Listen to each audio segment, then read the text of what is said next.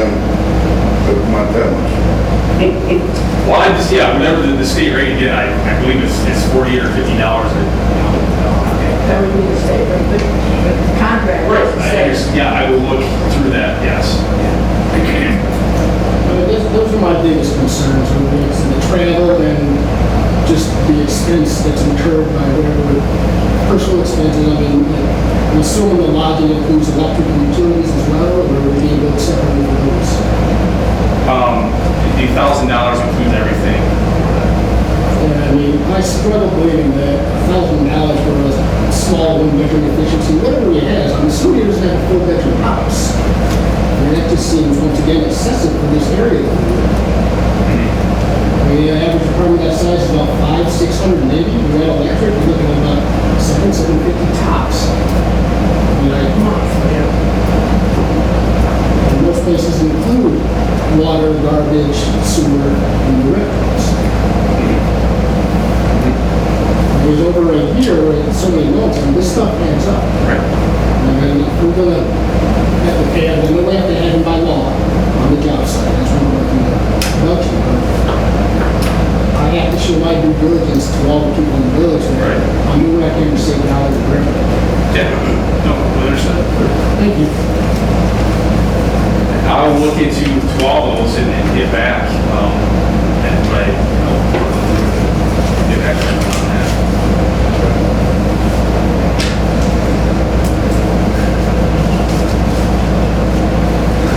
I don't know. You got anything, Rusty? Not that you want to spend the time with it.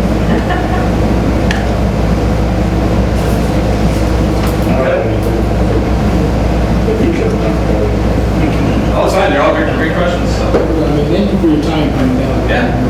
Didn't mean to seem very combative, I guess, when you across the way. No. Good. Okay. Thank you. All right. Take care, everyone. Safe travels. Yep, thanks.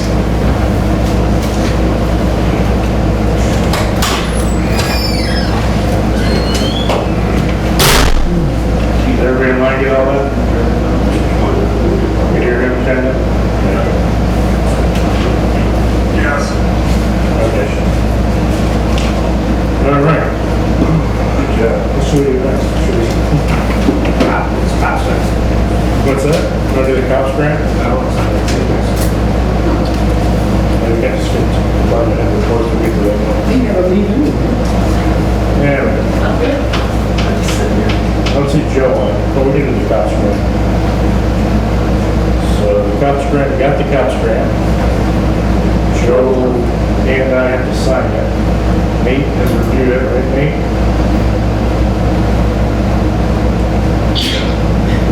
Did you have any comments about it?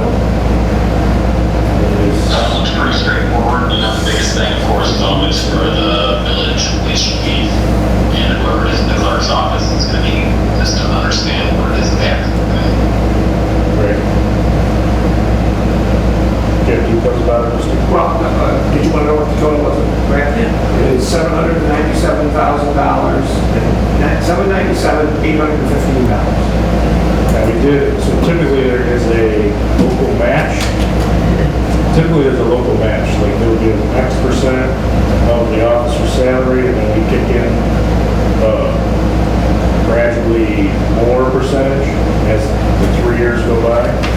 They filed for an exemption of that local match, and we got it.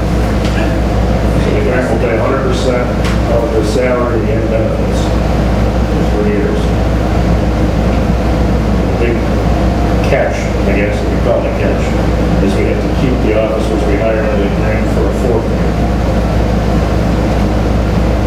So that's the cost.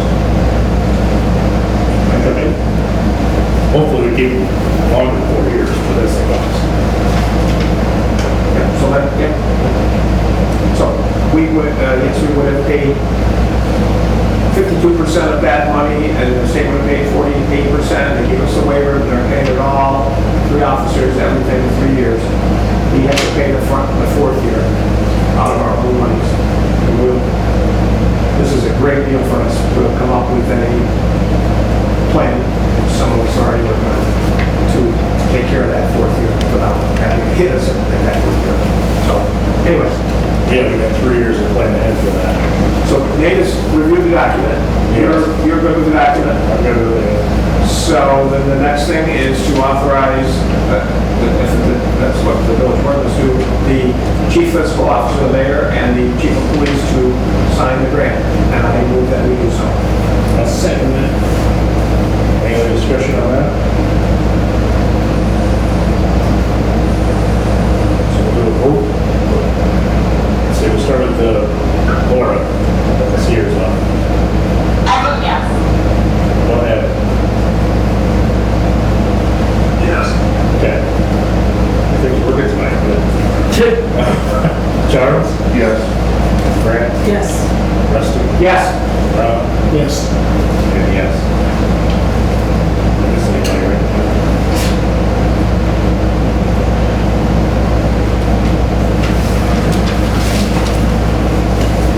All right, that was easy. So we'll get that signed and sent in.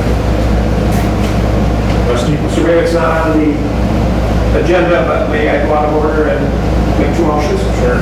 I move that we discharge the mortgage of Michael McNaughton at 23 Fox Street, Owego, from August 28, 2007, for $21,080.50. See my papers here somewhere. Do we have a second for that? I'll second. I'll second it. Brad beat you, second. You can prove it. Did they pay this back, Brad? They didn't have to pay it back. It's one of those they keep for 5 years and Okay. That's good enough. Any other discussion?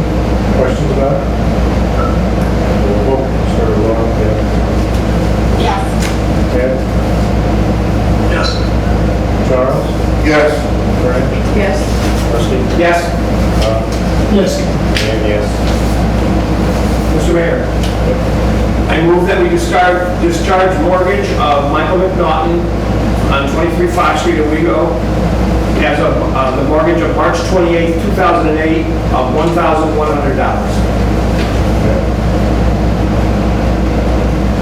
Need a second for that? I'll second it. Okay. Any questions about this one?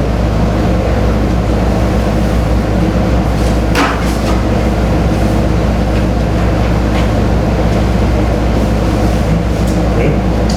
Laura? Yes. Ted? Yes. Charles? Yes. Brad? Yes.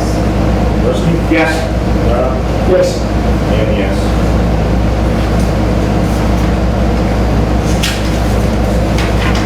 Okay. Anything else on the agenda? We got a couple things actually. actually I've got one that's, I can give you a break up. When we hired 1, 2, 5 less people, we did not put a probationary period when we hired them. And so let's see, there's 4 part-time police officers and 1 full-time sewer. So you need a minimum of 8 weeks probation or a maximum of 70 weeks that you want to be on probation. Everybody here, Rob? Kind of? What's the average one? 5 guys that didn't set their probationary period with civil service. The part-time, we just haven't done mostly for part-time, we just didn't know we had anybody probation. Yeah, I know. So he's asking for something. That's right. That's what I'm saying. Rusty?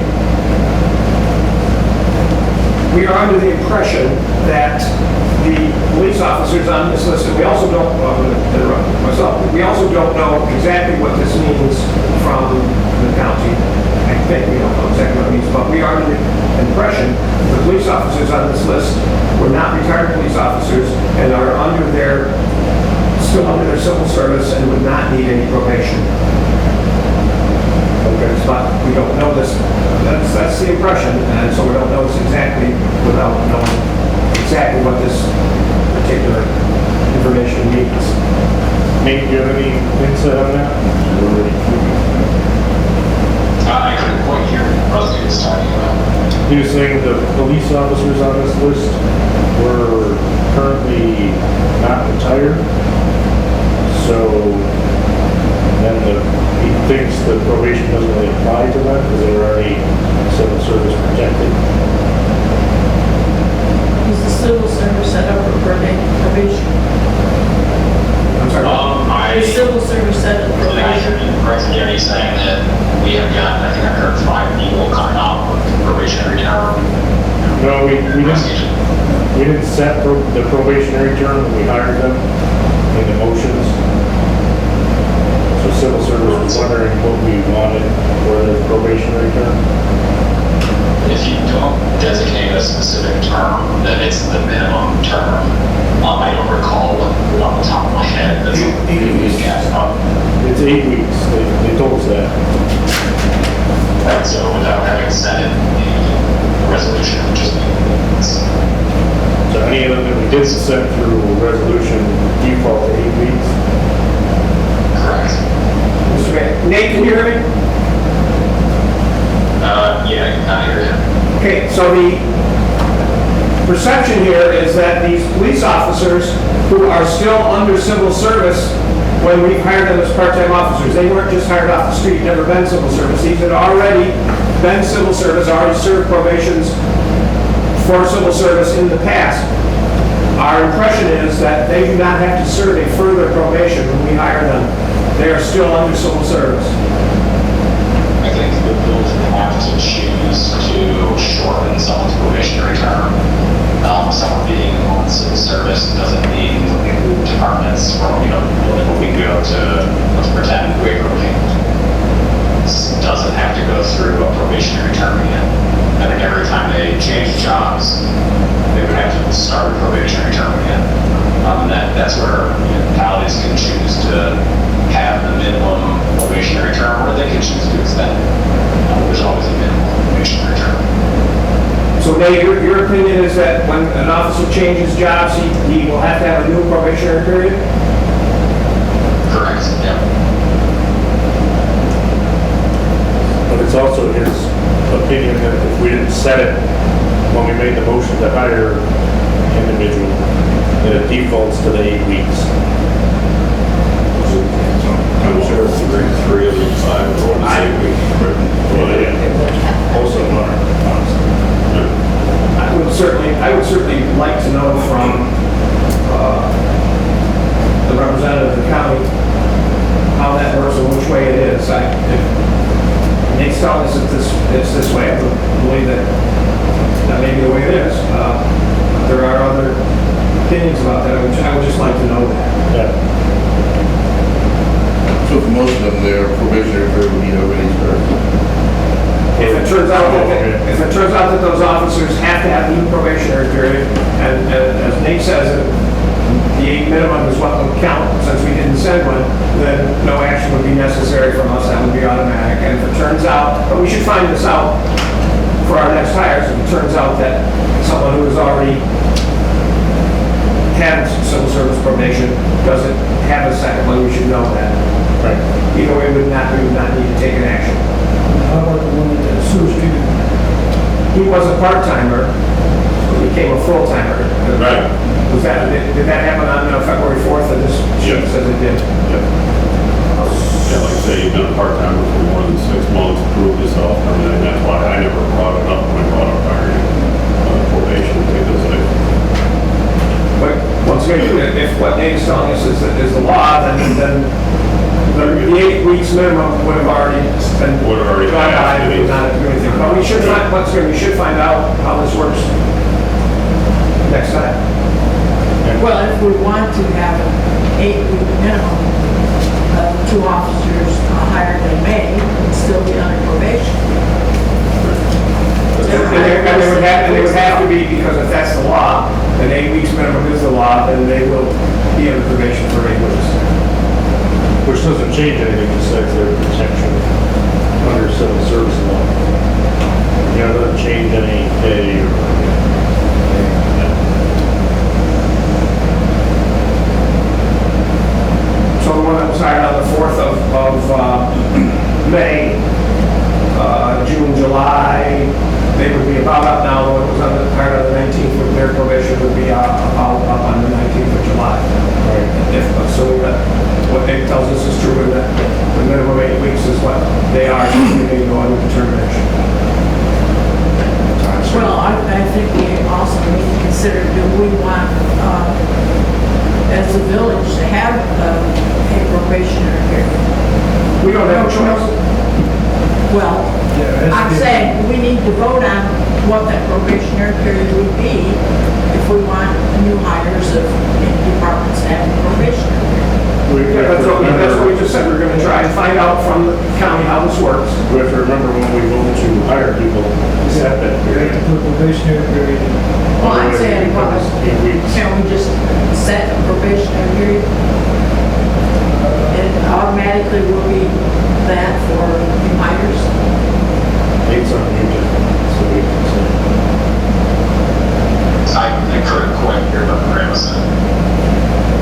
Shouldn't we have a set probationary period so that we don't have to consider this with each hire? She wants to, If you're going to change the minimum probation period, you know, Graham, you're talking about having it be 12 weeks instead of 8 weeks, then you should be including it in every single resolution, but I think you could just, when you pass a motion, you know, vote to hire so-and-so and rate of pay, probation period of 12 weeks. And then just have that as your kind of normal default, but it should be included in the motion itself. I would think it'd be different for each case because they'll be either hired off the street or interdepartmental change. So they shouldn't have the same numbers. yeah, two different scenarios, I suppose. Gotcha. Nate, would we be allowed, as we do each hire, to pick on each hire how long we want that hire, that probation to be for that hire? Yeah, that would be appropriate because people have different levels of experience, and you know, you might say, I'm getting fresh out of the academy, we're going to do the maximum probation because we want to take our time, make sure that he or she is learning correctly. But someone with 15 years of experience on the law enforcement, where you might say we're fine with 8 weeks because we feel, you know, within 8 weeks, we'll know whether we like the guy or not, or as we're otherwise confident he can do the job. So that would address your concern, Fran, but what our likely thing to do here is we must pay attention when we hire somebody to make a probation from now on, but we will make one each time. That's what we're going to do. It should end that. So they're all 8 weeks, because we didn't say. All 8 weeks, all 8 weeks. They're our attorney, they're 8 weeks because we didn't make anything else. And by the way, all those police officers are, Mr. Pike is now a full-time officer, all those police officers are experienced officers that we would have confidence in anyways. You want to just make a motion, so I can just write it down, make these all 8 weeks. I'm not sure if I don't make a motion, if I'm, They're kind of like, okay, just make a, make me. you want to do it one at a time, or do it all, you want to do it all? Two more. I'm gonna do it all at once. Mr. Mayor, I move that we make the probationary period for 8 weeks for the following hires. Terry Kintner, 8 weeks as of 1/6/2020. Timothy Colgan, 8 weeks as of 1/6/2020. Christopher Eggers, 8 weeks as of 2/4/2020. Andrew Pike, 8 weeks as of 5/4/2020. And John Vanek, 8 weeks as of 5/19/2020. I'll second that. Okay.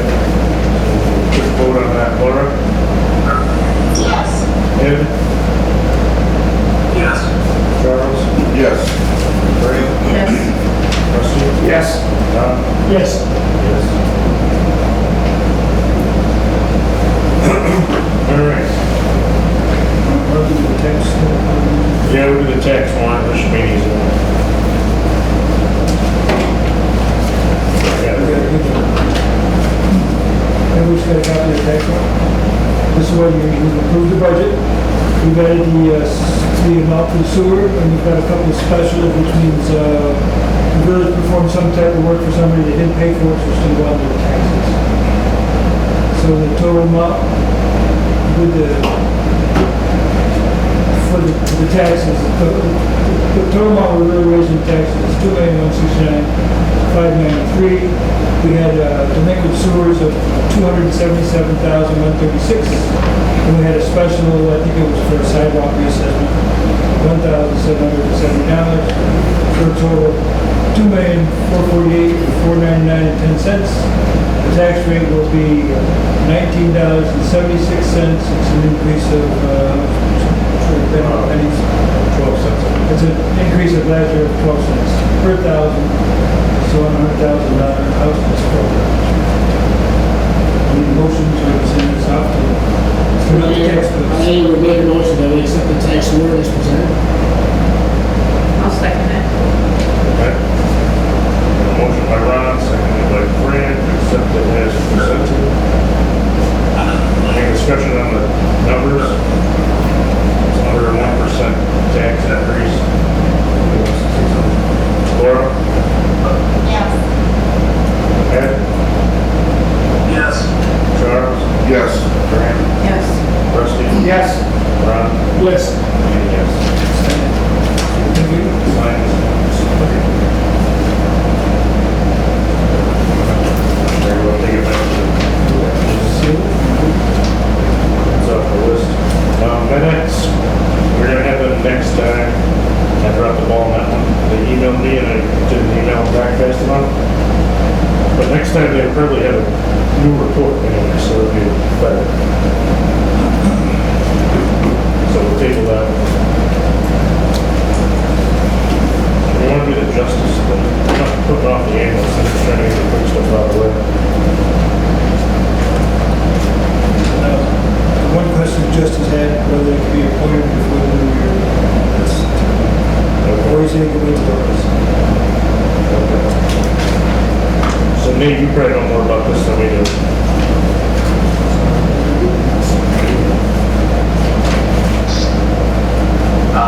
What questions do you have then?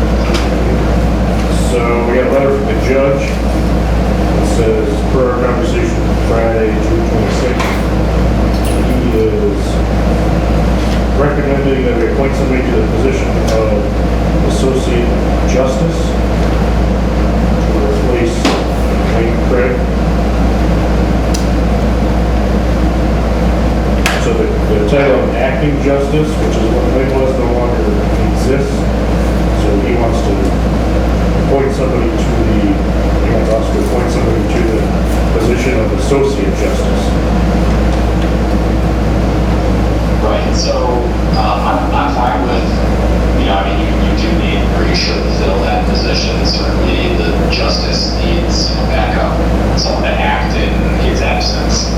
The title that he's talking about is just a change from the phrasing of acting justice to associate justice a couple of years back.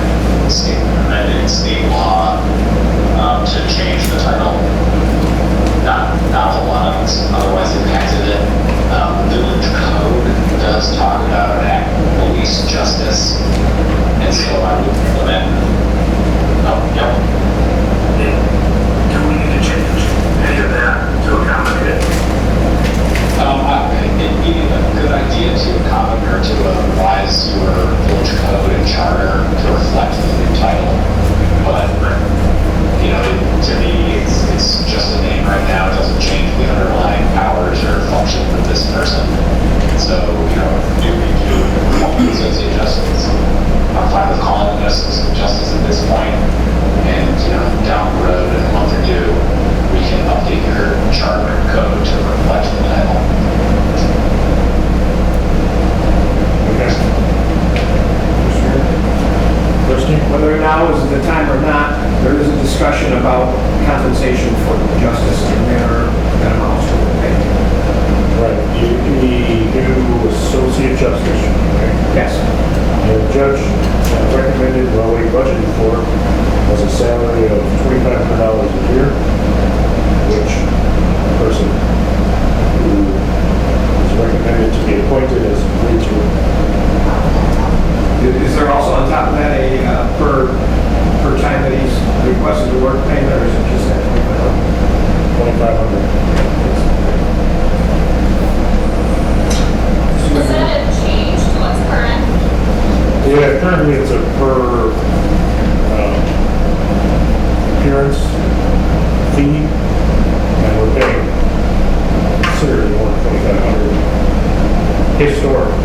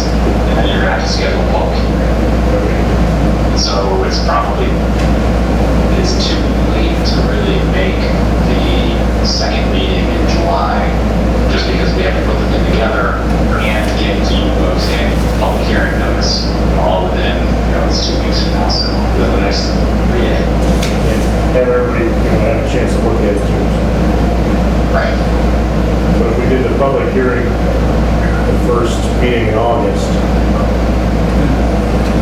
You know, we can I think we can make that. have the public hearing, pass it, and then appoint them at that time. All right, so Right, let's so work toward that. meeting after that, we match together. Right. So that gives us a couple weeks to put it together, and then everybody will have to look at it. Trustee? Would make a motion, I will, but will not make a motion to have a public hearing first, because we don't yet have the verbiage about what exactly it is we're going to do, so can't say what the public hearing is, because we don't know exactly what it is. Right. Okay, so I guess we're action on that. Well, Rusty said he would make a motion to have the public hearing, but we don't know what the verbiage has to be yet, because we don't have the law with it. Right, I think if we schedule the public hearing until the next meeting when we have the law itself, or after tomorrow. Right. All right, so we'll maybe work on that together, come up with the law for next meeting. Schedule the public hearing on that, so.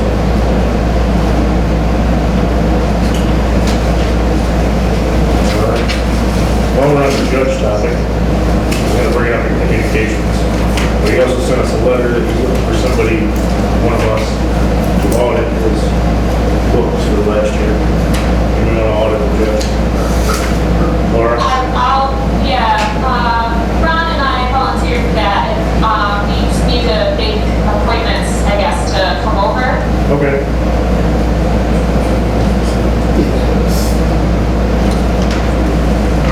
Sent all the letters here, so.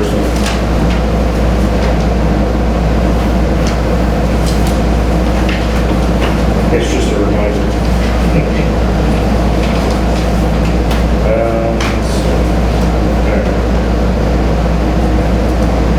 All right, you want to do ambulance repairs on this? I'm gonna come over next to you only because the people that need to hear can't hear. And I have my mask on, social distance.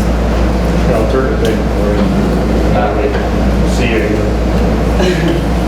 Okay, as everybody knows, that we are in dire straits right now with our provisions to serve the public with our ambulances right now. At this point, we are with one ambulance, and that is 2033. So we've gone over in the past about the idea of doing the re-chassis on 2031, and that got postponed and pushed back in the back burner due to the COVID-19 issue. But as we all know, the fact remains, we cannot function on one ambulance. And that was proven Wednesday when we had to take that particular ambulance out of service to get the brakes repaired because they were literally blocking up. So in that time period of getting it all taken care of, we had dropped 3 calls right off the top. And it just happened to fall during that time period. And in the process of us having only the one ambulance so far, this month alone, we have 10 calls dropped. And like I said, 3 of them were for the fact that that ambulance was down that day, and the rest was just because we only had one. I gave you guys a presentation so that you know what's out of service. In fall of 18, we took out 2031, obviously. Originally, it was taken to Al because of the heater not functioning in the back, and the permit 800, R800, it has to be working, and it was not. So we took it to have it checked out, and that's when it was discovered that there was fuel oil in the antifreeze, which was causing havoc, and down the road, we ended up with it having 2 cracked heads. So that one sits over here as we speak. Basically wasting away as far as I'm concerned for, which could be re-chassis. And 2032, out of service at this time. because when a co-captain took it for a couple of calls and noticed that there was a black smoke coming out of it, and it continued to get worse. So needless to say, that got pulled out of service, and we tried valiantly to get it down to get repaired. Got as far as Vestal, and that's all she wrote. So it had to be towed from there down to get the repairs done to see what was going on. And once we got down there, we found out that 5 out of the 8 cylinders weren't going. So here we are again. But I had Jeff Rowell, out of his own time, he went down and he looked at 2032's box to see how good shape it was. And the reason we did this was because you can do an up down, which is taking the box that's on 32 and dropping it on a new chassis, as opposed to the full re-chassis, which is doing the whole redoing of the box as well as placing it on the new chassis. And that was at a considerable cheaper rate to have that done.